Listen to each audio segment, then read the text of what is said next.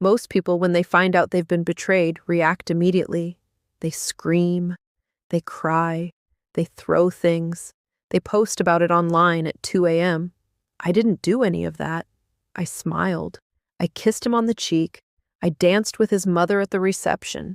And then I spent the next 2 years quietly, patiently, building the most perfect revenge of my life. And I delivered it on the one day he thought he was the happiest man alive, his wedding day. Just not to me. Stay with me. Because the twist at the end of this story? Even I didn't see it coming.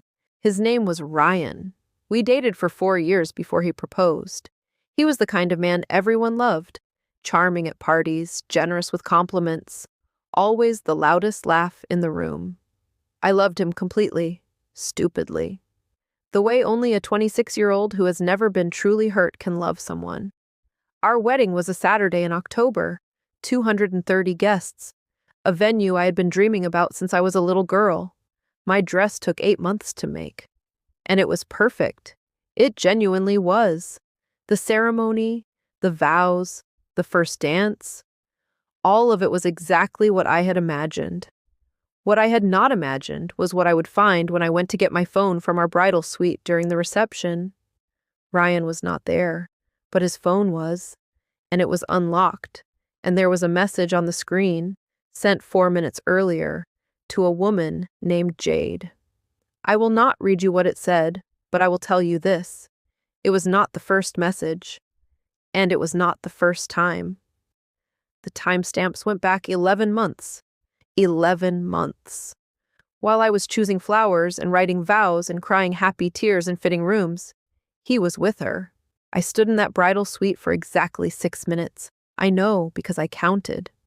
In those 6 minutes, I made 3 decisions. Decision 1, I was not going to cry. Not tonight. Not where anyone could see me. Decision 2, I was not going to confront him. Not yet.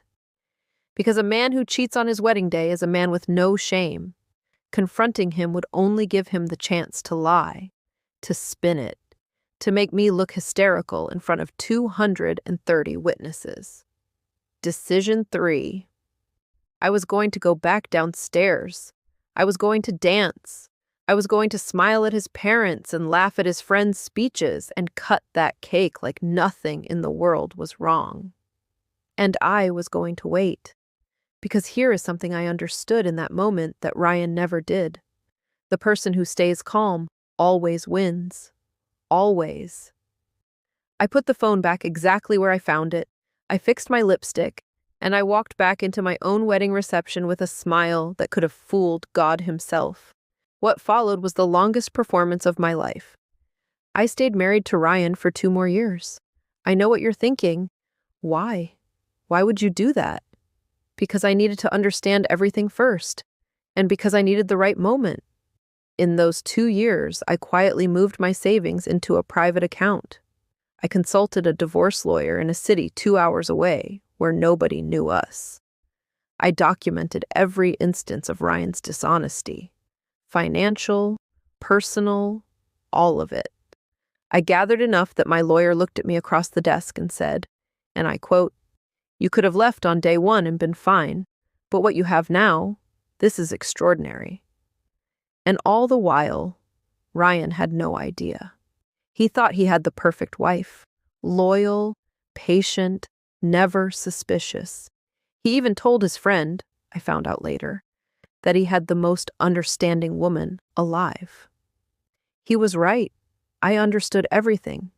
Then one evening, Ryan came home and told me he had something to say. He sat me down.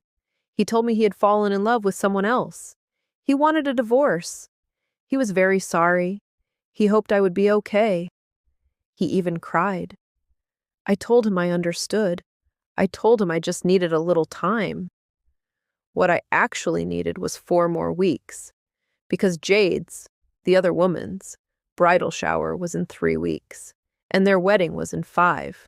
Ryan and Jade's wedding was on a Saturday, a different venue but the same month, October. He clearly had a type. I was not invited, obviously, but I did not need to be there in person. 2 days before the wedding, I sent an anonymous envelope to the venue coordinator, to both sets of parents, and to 17 of Ryan and Jade's closest mutual friends. Inside each envelope was a printed timeline, dates, screenshots, bank records showing Ryan had been financing a secret second life throughout our entire marriage. Vacations with Jade, jewelry, hotel rooms, all paid through a business account I was never meant to see. The envelope also included something I had been holding for almost 2 years, a letter, written by Jade herself, to Ryan, in which she described, in her own words, knowing he was married, not caring, and laughing about how oblivious I was. In her own words. I did not write a single word of that letter. I simply made sure the right people read it. By the time Ryan arrived at the venue on his wedding morning, 3 of his groomsmen had already left. His father had not spoken to him in 48 hours, and Jade, sweet, laughing Jade, had received a phone call from her own mother that made her sit down on the floor of the bridal suite and not get up for an hour. The wedding did not happen. But here is the part I did not plan. Here is the twist. 3 weeks after Ryan's wedding collapsed, I got a call from an unknown number. It was Jade. I almost didn't answer, but something told me to. She was not calling to argue. She was not calling to blame me. She was calling because she had just found out, from Ryan's own phone, in almost exactly the same way I had on our wedding night, that there was a third woman. Someone Ryan had been seeing the entire time he was with both of us.